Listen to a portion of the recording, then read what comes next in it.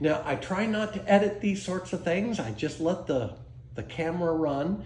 If something does come up, or we can always go back and edit. Okay. Okay. Well, I'm Harry Macey Jr., MD, born in Memphis, Tennessee, where my father was in a program at the Campbell Clinic. Actually, it was postgraduate, really a fellowship. And at tender age of 9 months, we moved to Minnesota. And so my life in Tennessee was very short. He went to the Mayo Clinic. He was an orthopedic surgeon and moved us to Rochester, Minnesota, where the Mayo Clinic is. When World War II came about, almost the whole clinic was in the Naval Reserve, and they moved that reserve unit to California. So I went from Minnesota to California, and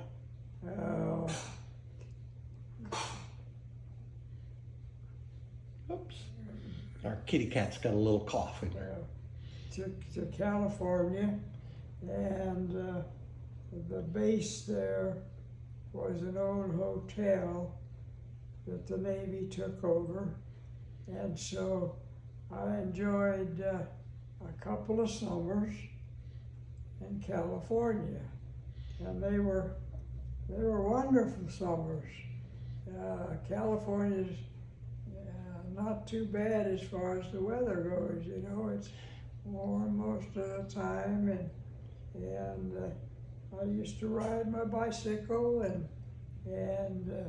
visit with other people, and we were there from let's see, 41 until 44, and he had a heart attack, and they put him in a hospital, and then decided that was too rigorous and out there. So then they moved him to Annapolis on the Naval Academy, and we had a house on the grounds, and during the summers I used to go crabbing, and where you put tie meat on the end of a string and throw it in the Severn River, and then gradually put it in, and those crabs just grab hold of that thing. And so we frequently had crabs, and he used to cook them in beer. If you would, that's the best way to cook crabs, apparently, is in beer. But so we were there for 2 summers,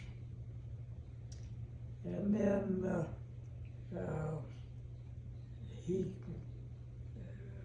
left there, dropped me off at my grandmother's in Lebanon, Tennessee, and came to, and then I had 2 brothers at that time. One was put in a military academy, and the other one was stayed with my grandmother and me. And they came to Texas to try to find a practice, and looked in the valley, and there happened to be Dr. A.C. Scott Sr. that knew that he was looking for a job. And at that time, Scott and White didn't have any orthopedic surgeons. The general surgeons were doing orthopedics, and enticed him to come to Scott and White. And that's how I ended up in Temple the first time, because I've been in Temple 2 or 3 different times. So your dad was actually recruited by Dr. Scott himself? Yes, A.C. Scott Sr. Okay. Not the Scott that was the Scott that was there next. This was the senior Scott. This was way back in, like I say, in probably 45. And so he decided that Temple was a good place to go. And he dropped me off at my grandmother's in Tennessee, Lebanon, Tennessee, where I spent a semester in school. And then I was there that summer also, while they were buying a house and getting set up here at Scott and White. And that was the old Scott and White that was on Avenue G and H. It wasn't where it is now. So I enjoyed that. My summers with my grandmother I thoroughly enjoyed, and for probably a half a dozen years I went to Tennessee to my grandmother's because she did things like let me ride the pony, and that was fun. And I used to watch her grab a chicken and do like that, and then we had chicken for supper, and that was interesting. And like I said, I enjoyed probably 4 or 5 summers. I was there in the school year. I was here in Temple. Now, did she live on a farm then? No, she lived in town. Okay. But Lebanon was so small, and she lived downtown. But she had a horse and had chickens and all that right there in town. And matter of fact, they destroyed her house, and that's where the Cracker Barrel headquarters is now, in Lebanon, Tennessee. Right where you grew up spending the summers. Right where I sat the summers. Now, not being from Tennessee, did you know any of the other kids in the area? No, I didn't know any of the rest of them. And my summers there were like a week at a time, and she always had plenty of activities for me to do, and that was fun.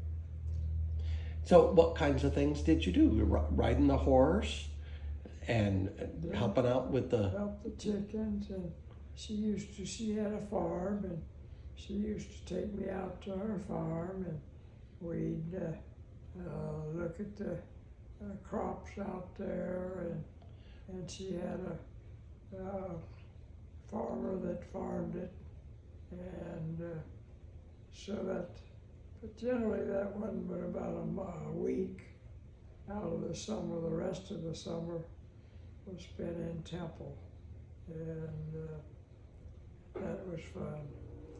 So what kinds of things did kids in Temple do in the summers? Well, we used to gather and shoot marbles. You probably heard about that. And I have. And we'd get on bicycles and just ride around town and gather and just visit with each other. And I had 3 or 4 special friends, and met with them almost every day that we, all of us were there, and just enjoyed each other's company. And unfortunately, there's only one of those still living besides me, so that's... 2 of the 3 getting to where you're at is not bad odds, though. Anyway, but I need to mention also, and this is probably getting off the point, my sophomore year in high school, which was 47, 48, the family thought I wasn't getting the education in Temple High that I ought to be getting. And so they sent me to Episcopal High School in Virginia. And every morning we'd go to the seminary with the seminarians there at the Virginia Episcopal, I guess that's what it's called, the Yep. seminary that's there. And would go and hear the sermon and take communion. Prior to that time, I'd been a Lutheran in Minnesota. I'd been a Presbyterian in Temple because that's what the family was. But I wasn't getting what I really wanted. And so after the seminary or Episcopal High School in Alexandria, and going to communion and getting a sermon every day, I decided that's the religion that I want. And so I've been not necessarily a good Episcopalian, but at least Episcopalian since 1947, 48. And I need to mention that because that was a life changer for me. Now, if your folks didn't think you were getting the education, did you have a lot of catching up to do? No. Actually, I was pretty well in sync with what was going on in Temple, and there wasn't really that much difference. I think that was their impression, but in reality, the education that I was getting here was comparable to the one-year education that I got in Virginia. Now, did you have to go to school over the summer? No, that was just the school year, and during the summer, I came back home and again just met with friends, and we'd ride bicycles all over town and play marbles, and we had my father had bought a little farm out north of town and used to take me out there during the summer, and he was raising a few cows, and we'd kind of play farmer out there, and I enjoyed being with the man that was the oversaw the property and lived at the property, and frequently did that every summer. I mean, every day during the summer, because he'd go out. He loved horses. He had, I forget what the special brand of horse was. He loved horses and used to ride out frequently. And I had a little roan pony, and I used to ride with him, and that was kind of fun. And now, summer's beginning here, and folks looking for things to do with their kids. Do you have any fond memories that you want to pass along, or words of advice for how to spend their summer vacation? well, we used to take a vacation for about a week, go to the coast maybe, Mm-hmm. and go to San Antonio and see the Alamo, and really use the summer to visit other places, and I can remember doing that on a couple of summers. And but as far as my summers went without the family, they were mainly with my friends in Temple, and like I say, we'd get together and play marbles and ride bicycles all over town, and probably upset a lot of people, but that was all right. They understood. Now, I see a common thread there that although you did lots of things and had lots of fun, one of the things that you remember about all the trips is who you were with and the folks you shared the experience with. Yeah, it was always family. And I had two brothers, no sisters, had two brothers, one 3 years younger and one 6 years younger. And on vacations and all three of us children went during the summers. I don't remember being with my brothers during the summers because of the age difference, and I was usually more so with my age group than their age group during the summer.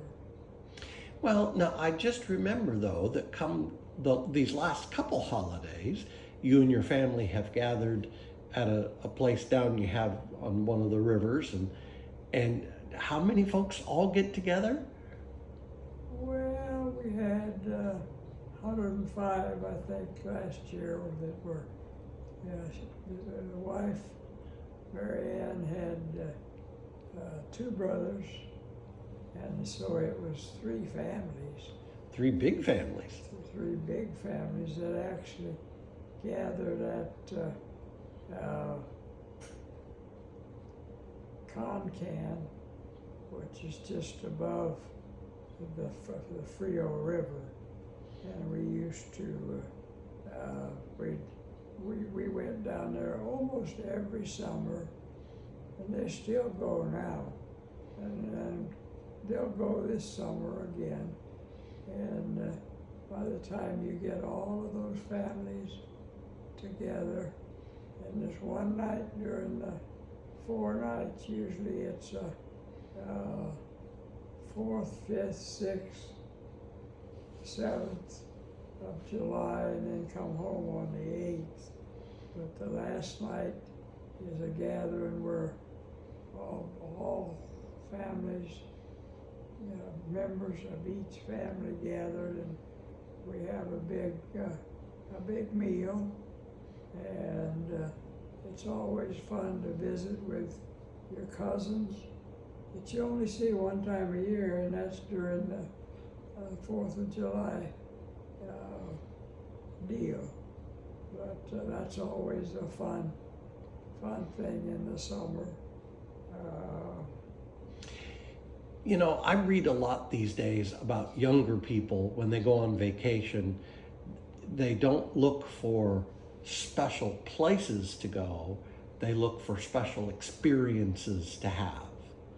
They, whether it's California or Annapolis or Minnesota, it's more about doing something really special while they're there. And one of the things I kind of teasing out from some of your answers is that yes, there were some special experiences, but it's also about who you share the experiences with. Yes, that's true. And just to go down there by yourself, that's not, that's not sharing anything.